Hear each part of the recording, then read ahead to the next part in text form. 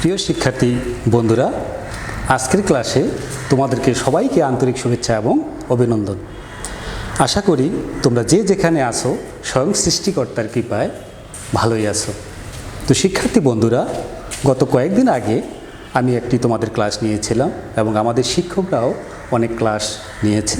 তোমরা ক্লাসগুলো অবশ্যই মনোযোগ সহকারে দেখার চেষ্টা করবে, কেমন?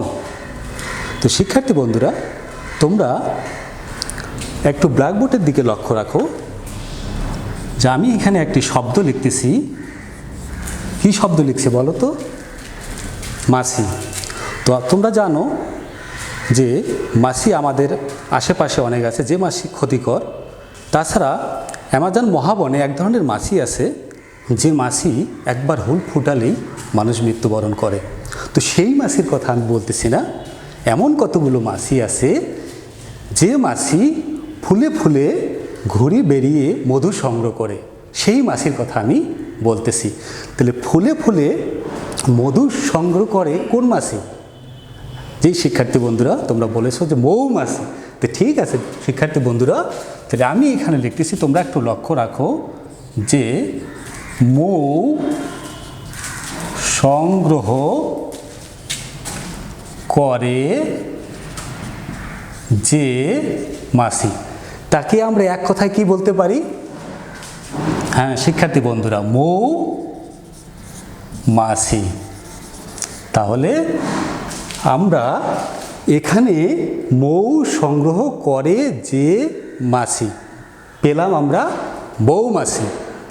তাহলে শিক্ষার্থী বন্ধুরা দেখো, এখানে আমরা অনেকগুলো পদ পেলাম। তাহলে অনেকগুলো পদের সমষ্টি, কিন্তু এখানে আমি কি পেয়েছি? একটি মাত্র পদ পেয়েছি বা শব্দ পেয়েছি। এই শব্দ বা পদকেই আমরা কি বলতে পারি? সমাস বলতে পারি। ঠিক আছে শিক্ষার্থী বন্ধুরা, তাহলে আজকে আমি যে বিষয়টি নিয়ে আলোচনা করতে চাচ্ছি সেই বিষয়টি হচ্ছে সমাস। তাহলে আজকে আমাদের পাঠের বিষয় সমাস। হ্যাঁ শিক্ষার্থী বন্ধুরা, শিখন ফল অর্থাৎ এই পাঠ শেষে আমরা যা শিখতে পারবো তা হলো সমাস কাকে বলে তা বলতে পারবে।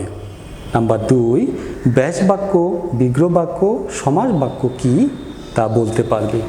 সমাসের প্রকারভেদ সম্পর্কে বলতে পারবে এবং সর্বশেষ যে শিখন ফল আছে সেটি হলো দ্বন্দ্ব সমাসের প্রকারভেদ সম্পর্কে বলতে পারবে। ঠিক আছে বন্ধুরা, তোমরা কি জানো যে সমাস কাকে বলে? জি, তাহলে আমি এখানে তোমাদের একটু সহজভাবে বলি যে পরস্পর সম্পর্ক যুক্ত দুই বা ততোধিক পদ এক পদে পরিণত হওয়াকে কি বলে? সমাস বলে। সমাস বলে। তোমরা সকলেই খাতার মধ্যে লিখে নেওয়ার চেষ্টা করো, কেমন? তাহলে দেখো শিক্ষার্থী বন্ধুরা, কিছুক্ষণ আগে আমি তোমাদেরকে প্রশ্ন করেছিলাম যে মৌমাছি হচ্ছে একটা সমস্ত পদ। তাহলে পরস্পর সম্পর্কযুক্ত দুই বা ততোধিক পদ এক পদে পরিণত হওয়াকে কি পেলাম আমরা? সমাস বলতেছি বা সমাস পেলাম। তাহলে এখানে দেখো দুই বা ততোধিক পদ, তাহলে আমার এখানে কতগুলো পদ আছে? 2-এর অধিক পদ আছে। ঠিক আছে, তাহলে এক পদে পরিণত হওয়াকে বলতেছে সমাস। তাহলে শিক্ষার্থী বন্ধুরা দেখো যে আমি যে উদাহরণটি এখানে লিখেছি সেই উদাহরণটির মধ্যে একের অধিক কিন্তু পদ আছে। তাহলে অনেকগুলো পদের সমষ্টি আমরা কি করলাম? এক পদে পরিণত করলাম। এটাকেই আমরা কি বলতেছি?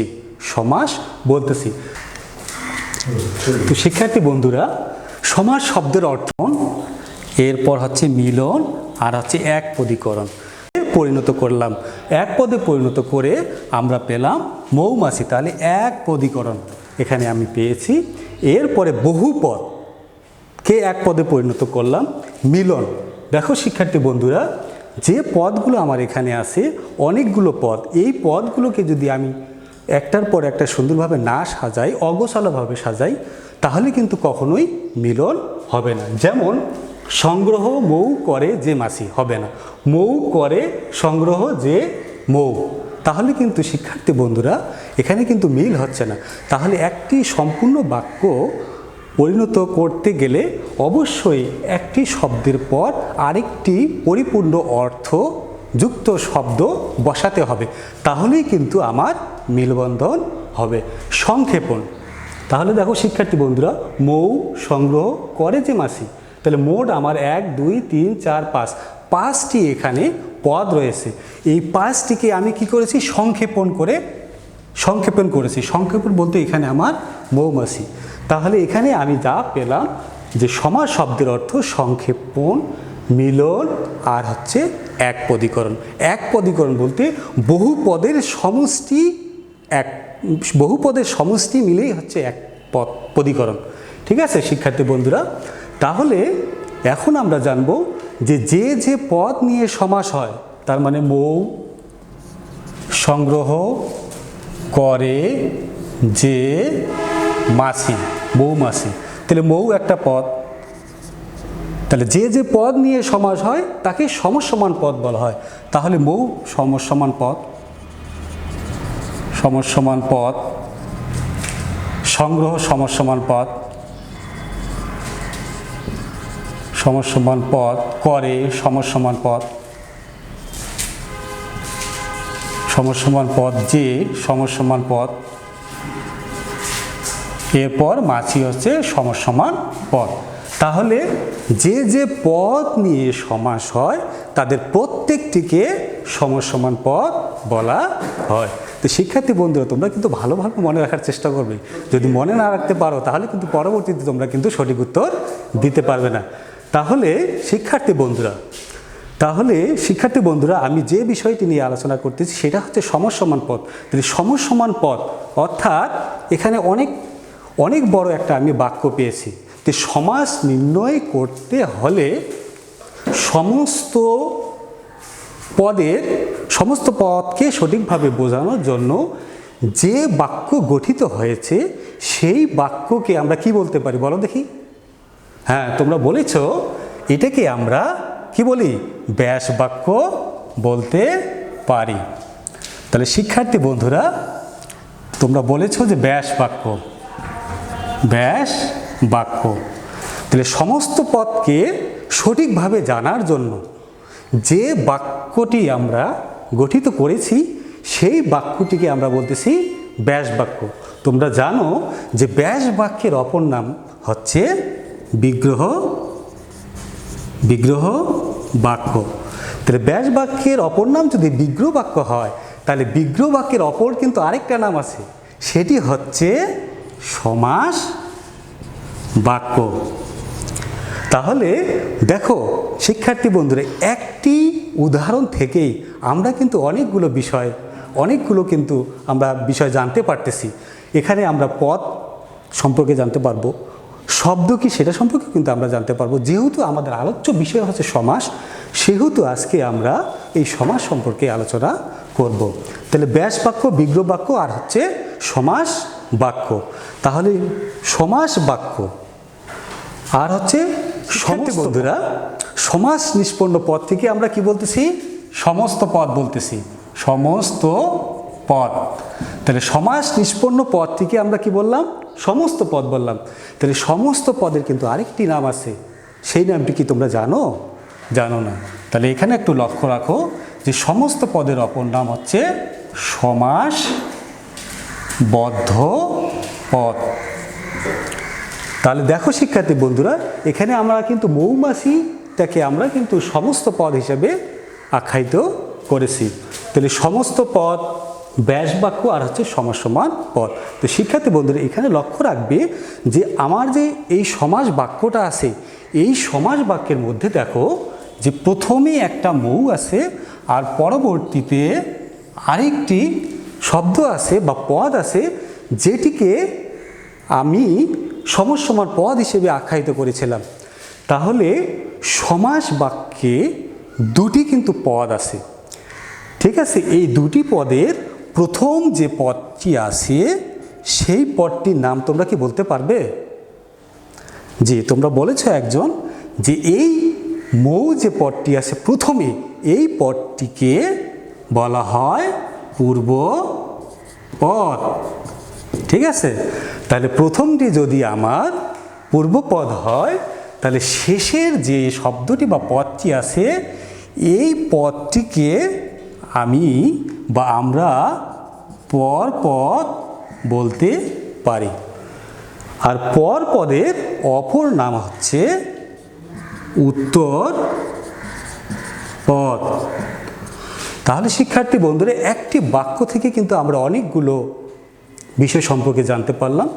তোমরা এসএসসি পরীক্ষা যখন দিতে যাবে তো দেখবে যে নৈর্ব্যক্তিকের ক্ষেত্রে বা এমসিকিউ প্রশ্নের ক্ষেত্রে ছোট ছোট বিষয়গুলো কিন্তু পরীক্ষায় আসে। যেমন সমাস শব্দের অর্থ কী? এখন সমাস শব্দের অর্থ তুমি যদি না জানো বা ব্যাস বাক্যের অপর নাম তুমি যদি না জানো, তাহলে কিন্তু তুমি সঠিক উত্তর দিতে পারবে না। এই জন্য তোমাদের পুঙ্খানুপুঙ্খানুভাবে প্রত্যেকটি বিষয় কিন্তু ভালো মতো করে জানার চেষ্টা করতে হবে। তোমরা যদি সঠিক মতো না দেখো তাহলে কিন্তু ভালো মতো বুঝতে পারবে না। তো শিক্ষার্থী বন্ধুরা, এরপরে যে বিষয়টি নিয়ে আমি তোমাদের অবগত করব সেটি হলো, আমরা প্রথমেই জেনেছি যে শিকল ফলের মধ্যে যে সমাস কত প্রকার ও কী কী। তো শিক্ষার্থী বন্ধুরা, সমাস আমরা জানি যে 6 প্রকার। সমাসকে 6 ভাগে ভাগ করা হয়। এর মধ্যে প্রথমটি হলো, তোমরা একটু লক্ষ্য রাখো, প্রথমটি হলো দ্বন্দ্ব সমাস। দ্বন্দ্ব সমাস, এরপর বহুব্রীহি সমাস, এরপর তৎপুরুষ সমাস, কর্মধারয় সমাস,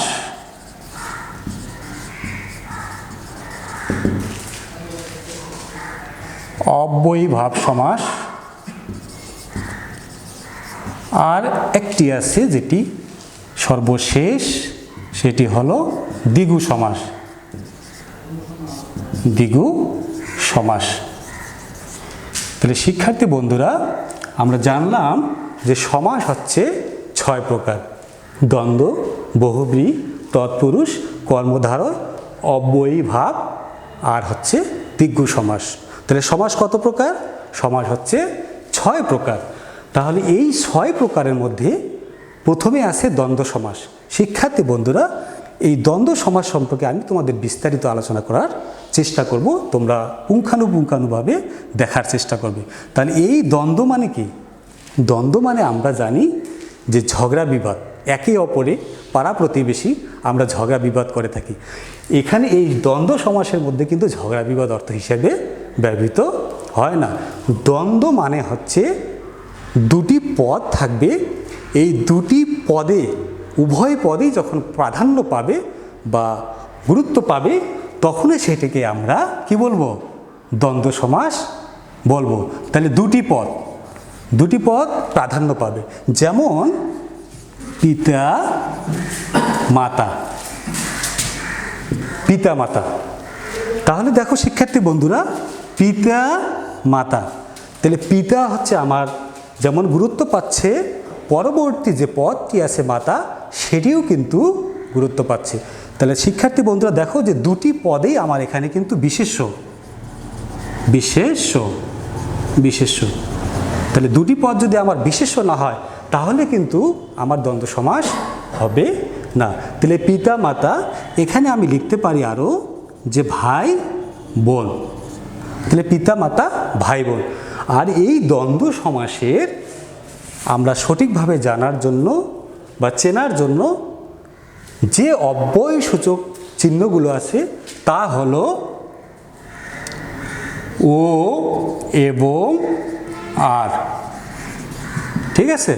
তাহলে দ্বন্দ্ব সমাসের মধ্যে ও এবং আর যখন থাকবে তখন সহজেই আমরা ধরে নিব যে এটি দ্বন্দ্ব সমাস, আর আমাদের কোনো কিছুই চিন্তা করতে হবে না। তাহলে শিক্ষার্থী বন্ধুরা, এই দ্বন্দ্ব সমাসের কিন্তু কয়েকটি প্রকারভেদ আছে। ঠিক আছে? এই কয়েকটির মধ্যে আমি যেগুলো খুবই গুরুত্বপূর্ণ বা পরীক্ষায় আসে সেই বিষয়গুলো একটু তোমাদের ধারণা দেওয়ার চেষ্টা করব। ঠিক আছে? তো শিক্ষার্থী বন্ধুরা, দ্বন্দ্ব সমাসের উদাহরণ কিন্তু আমি অলরেডি এখানে কিন্তু লিখে রাখছি, যে পিতা মাতা ভাই বোন, এর মাঝখানে, ঠিক আছে, এর মাঝখানে যদি আমরা ও যুক্ত করে দেই তাহলেই কিন্তু এটা দ্বন্দ্ব সমাস হলো।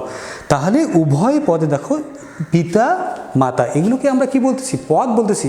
এই পদগুলোকে বলা হয় সমসমান পদ।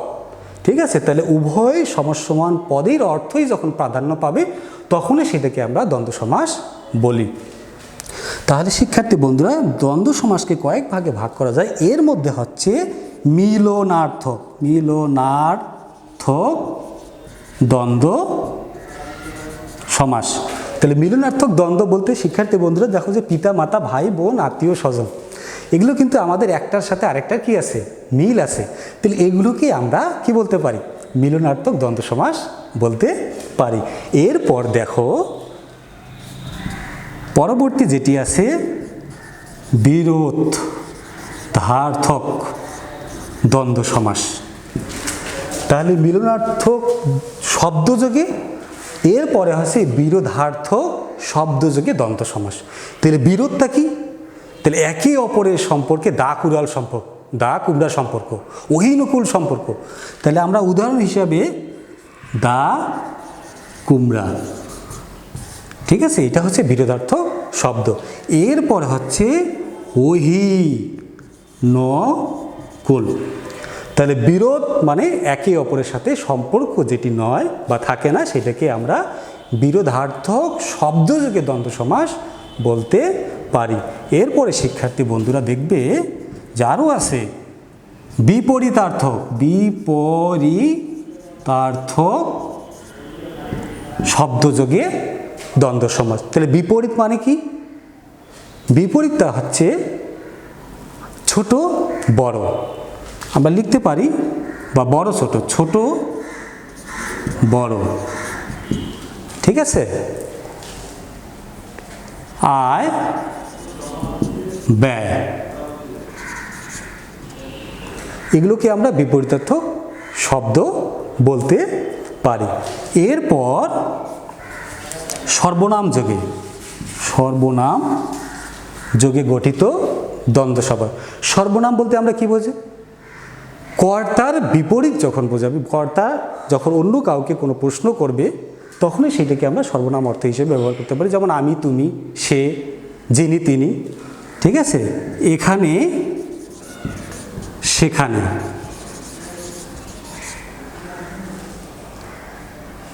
এখানে, সেখানে। এরপর যিনি, তিনি, অথবা তুমি, আমি, এগুলোকে আমরা সর্বনাম বলতে পারি। এরপর আরও কয়েকটি আছে যেটি খুবই গুরুত্বপূর্ণ।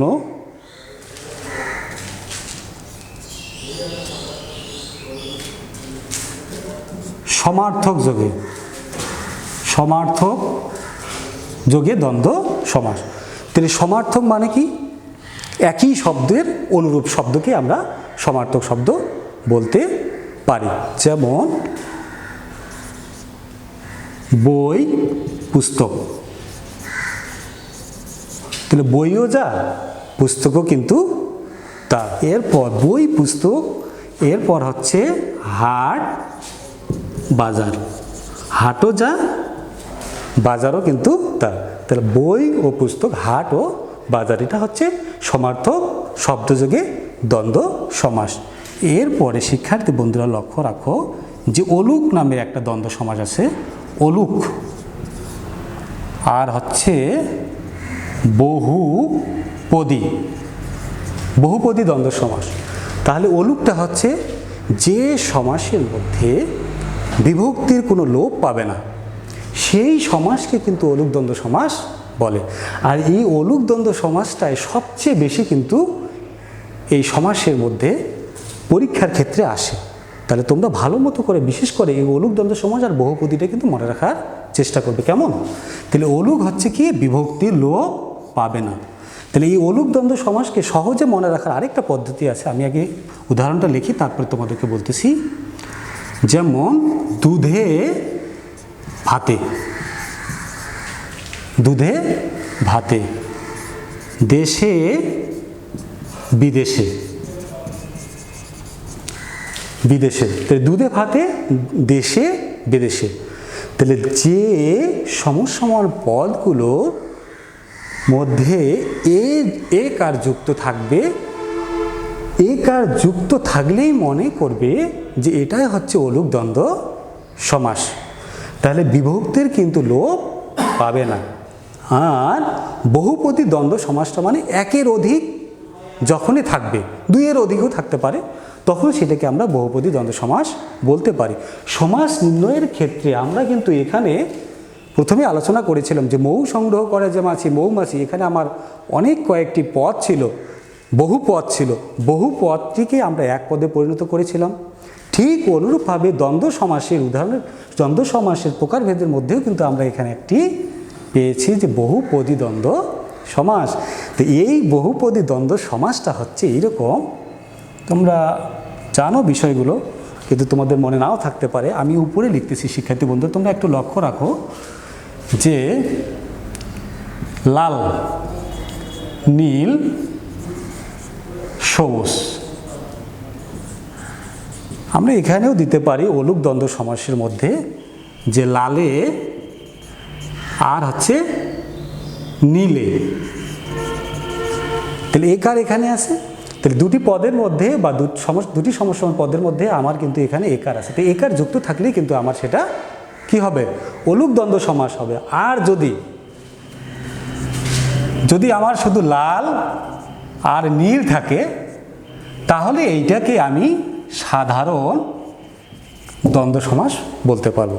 তাহলে সাধারণ দ্বন্দ্ব সমাস, অলুক দ্বন্দ্ব সমাস আর হচ্ছে বহুপদী দ্বন্দ্ব সমাস। তাহলে তোমাদের সহজে তাহলে তোমরা সহজে বুঝতে পারবে। তাহলে লাল নীল আর এখানে লালে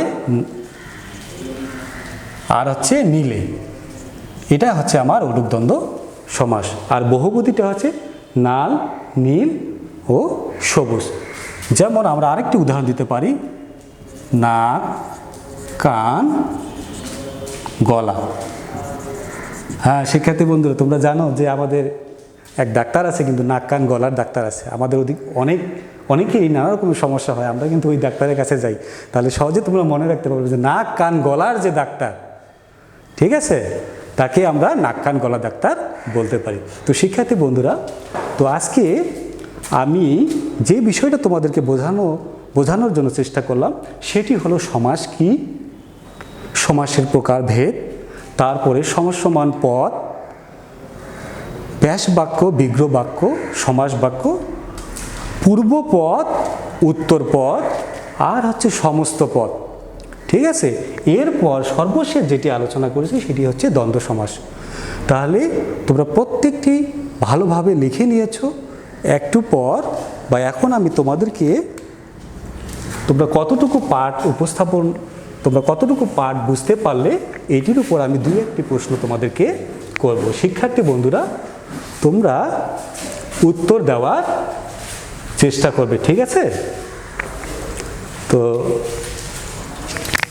তোমরা শিক্ষার্থী বন্ধুরা যেহেতু সবাই বাসায় আসো, তো বাসার মধ্য থেকে তোমরা অযথা বের হইও না, কারণ বর্তমানে এখন করোনা ভাইরাস সারা বিশ্বব্যাপী মহামারী আকারে দেখা দিয়েছে। তো বাংলাদেশেও কিন্তু দেখা দিয়েছে, ঠিক আছে? এর জন্য তোমরা ঘরে থাকার চেষ্টা করবে। তো শিক্ষার্থী বন্ধুরা, তোমাদেরকে আমি প্রশ্ন করব, তোমরা এখন একটু উত্তর দেওয়ার চেষ্টা করবে। তো সমাস শব্দের অর্থ কি?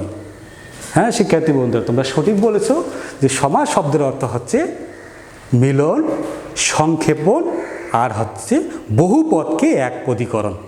ঠিক আছে শিক্ষার্থী বন্ধুরা, হ্যাঁ শিক্ষার্থী বন্ধুরা, দ্বন্দ্ব সমাস চেনার উপায় কি? হ্যাঁ, তোমরা সঠিক উত্তর দিয়েছো যে দ্বন্দ্ব সমাস চেনার উপায় হচ্ছে ও এবং আর হচ্ছে আর যখন যুক্ত থাকে সমসমান পদের মধ্যে, তখনই সেটাকে আমরা কি বলি? তখনই আমরা সেটা দ্বন্দ্ব সমাস বলি। তো শিক্ষার্থী বন্ধুরা, তোমরা অনেক সুন্দরভাবে প্রশ্নের উত্তর দেওয়ার চেষ্টা করলে। তো তোমাদেরকে আমি একটি বাড়ির কাজ দিব, তোমরা আগামী দিনে এটা করে নিয়ে আসবে, কেমন? তোমরা সবাই খাতা বের করে প্রশ্নটি লেখার চেষ্টা করো, ঠিক আছে? তো সমাস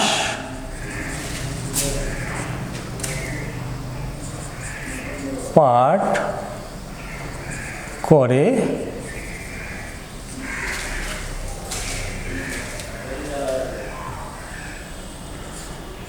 আমরা কি কি জ্ঞান লাভ করতে পারলাম? সমাস পাঠ করে আমরা কি কি জ্ঞান লাভ করতে পারলাম? 5টি বাক্যে লিখে আনবে, কেমন? তো তোমরা সবাই খাতায় লিখেছো শিক্ষার্থী বন্ধুরা? তো আজকে শিক্ষার্থী বন্ধুরা এখানেই পাঠ শেষ করতে যাচ্ছি। হ্যাঁ, তোমরা সবাই ঘরে থাকবে, নিরাপদে থাকবে। বাইরে বের হলে অবশ্যই তোমরা মাস্ক ব্যবহার করবে এবং বাইরে থেকে আসার পর অবশ্যই সাবান দিয়ে সুন্দরভাবে হাত মুখ ধোবে, কেমন? তো আজকের মতো এখানেই শেষ করছি। তোমাদের অনেক অনেক ধন্যবাদ।